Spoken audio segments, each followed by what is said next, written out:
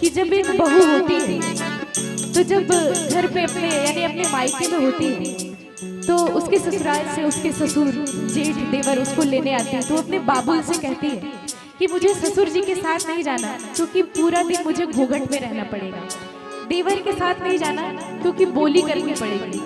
और जेठ जी के साथ नहीं जाना क्योंकि गलियां करनी पड़ेगी। क्या कहती है? हरे जी